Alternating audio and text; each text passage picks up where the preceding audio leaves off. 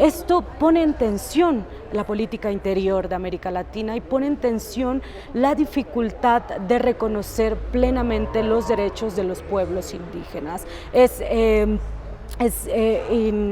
Insostenible, es imposible reconocer por un lado los derechos de los pueblos y por otro lado al mismo tiempo seguir apostando a la economía extractiva, ¿no? A mí me da esperanza la capacidad de la sociedad civil, de los pueblos indígenas, campesinos, de la población más consciente, que está siendo capaz, bueno, desde que existimos, desde que existen como comunidades, como pueblos, y en momentos tan difíciles como estos, similares a otros que han pasado a lo largo de la historia, están siendo capaces o estamos siendo capaces de plantear alternativas. El colonialismo energético es una propuesta para nombrar este fenómeno que no es una transición energética justa, sino es un colonialismo energético que está promovido en gran medida por estados y corporaciones y cuya producción energética se inserta en la lógica de abastecer a más corporaciones mientras esa energía no llega a las poblaciones, ¿no? Desde Ampensame, Tec Ángel, Oaxaca, México. Buenas tardes, buenos días a todas, todos. Soy de San Miguel Chimalapa, Oaxaca, México, del pueblo Zoque. Soy Josefa Sánchez Contreras y coautora del libro Colonialismo Energético, Territorios de Sacrificio para la Transición Energética Corporativa en México, España, el Sahara Occidental y Noruega. Bienvenidos a Imagina el Mundo. Soy Alberto Matarán Ruiz, soy nacido en la provincia de Granada, en el sur de España, en Andalucía. Soy profesor de la universidad de mi provincia, de la Universidad de Granada, y desde que tengo uso de razón, activista en defensa del territorio y en contra de las desigualdades en el lugar en el que habito y en otros lugares de nuestro planeta. Soy autor del libro Colonialismo Energético, Territorios de Sacrificio en el sur y el norte global, en particular en el caso del Sáhara Occidental, en los territorios rurales españoles como el de mi provincia, en el istmo de Tehuantepec en México y en los territorios indígenas del pueblo Sami en el norte de Noruega. Bienvenidos a Imagina el Mundo.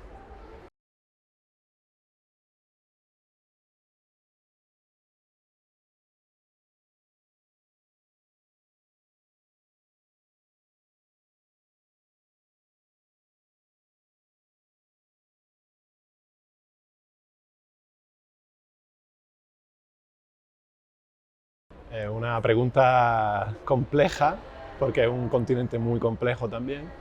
Yo creo que se enfrenta al reto de abordar la emergencia climática y la crisis energética y de materiales, de tal manera que ese abordaje sea de forma justa, es decir, que se articule una transición ecológica justa en América Latina, que es un espacio donde eso se puede hacer, donde la sociedad civil está fuerte para poder desarrollarla, y que además evite los efectos más graves de la propia emergencia climática y también del extractivismo minero y energético que ahora mismo está afectando a todos los países del sur global y a las periferias del norte también, y que América Latina es uno de los puntos calientes de este proceso por todos los recursos naturales que tiene en sus territorios. En este contexto, los gobiernos latinoamericanos y los pueblos tienen la obligación de mejorar las condiciones de vida de su población, de acabar con las desigualdades a través de esta transición energética y ecológica y de evitar que el extractivismo destruya sus posibilidades de vida buena en el futuro.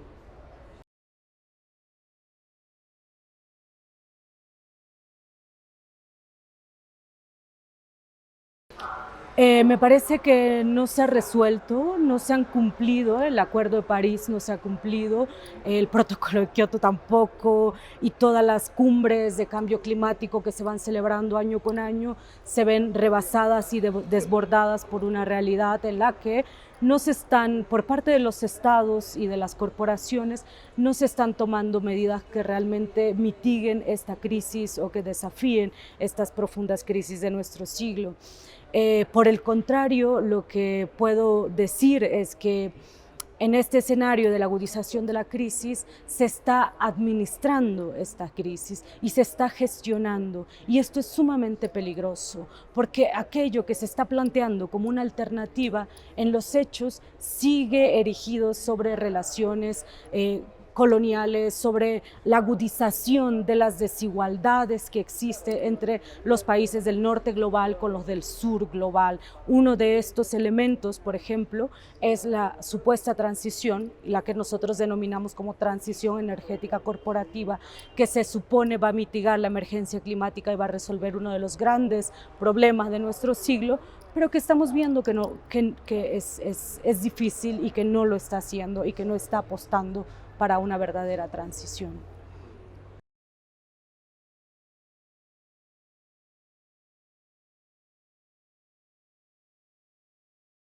A mí me da esperanza la capacidad de la sociedad civil, de los pueblos indígenas, campesinos, de la población más consciente, que está siendo capaz, bueno, desde que existimos, desde que existen como comunidades, como pueblos, y en momentos tan difíciles como estos, similares a otros que han pasado a lo largo de la historia, están siendo capaces o estamos siendo capaces de plantear alternativas, de defender los territorios y además de construir esas alternativas, ¿no? de que estamos asistiendo a una realidad de transformación que se está dando en los territorios locales, que está demostrando que existe la posibilidad de hacer una transición ecológica que sea justa, que sea más igualitaria, que resuelva los problemas que ahora mismo tenemos y aborde los desafíos de la emergencia climática y la crisis energética y de materiales. Y esas demostraciones, pues yo creo que dan un atisbo muy importante de esperanza, porque bueno, eso es lo que va a sobrevivir y eso es lo que va a demostrar que en el resto del planeta se puede hacer las cosas bien y no seguir destruyendo la vida.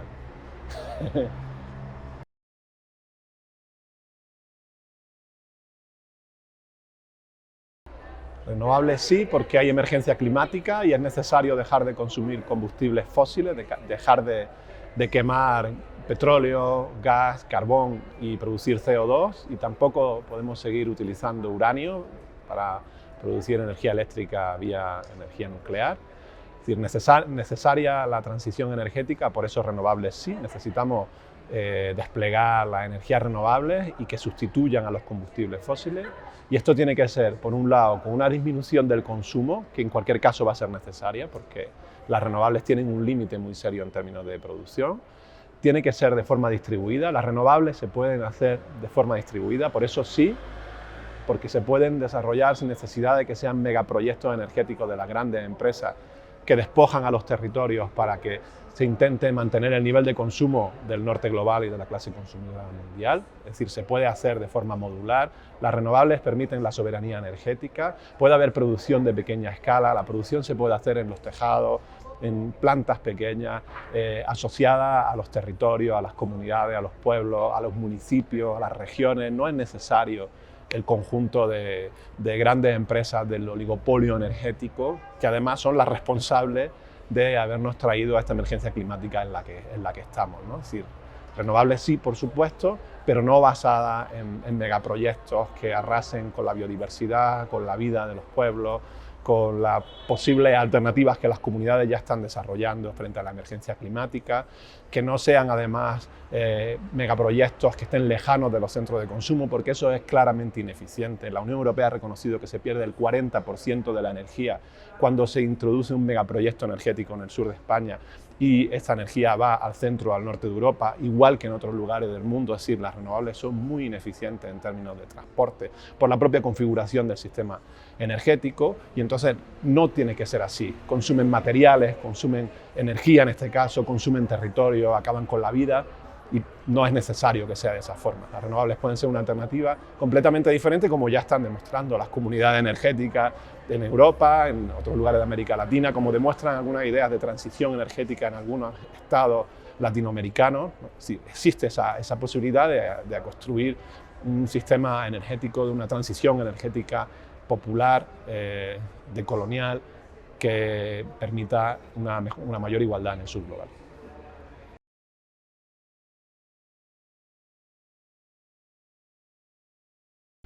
Creo que para hablar de las claves para una transición energética justa, diría yo, tendríamos que partir del hecho de que en este contexto, en este escenario, estamos en una desigualdad en el acceso a la energía.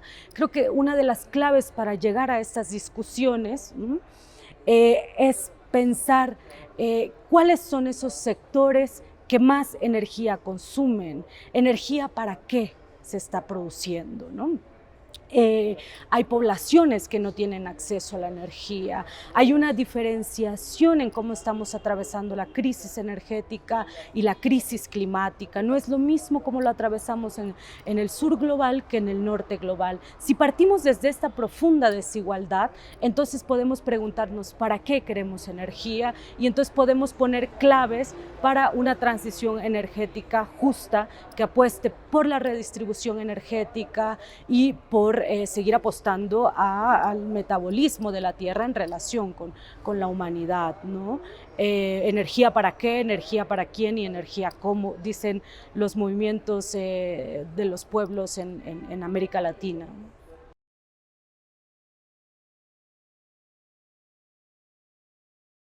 El colonialismo energético es una propuesta para nombrar este fenómeno que no es una transición energética justa, sino es un colonialismo energético que está promovido en gran medida por estados y corporaciones y cuya producción energética se inserta en la lógica de abastecer a más corporaciones mientras esa energía no llega a las poblaciones, ¿no? Nosotros hablamos de 6 dimensiones que nos permiten caracterizar un fenómeno de colonialismo energético.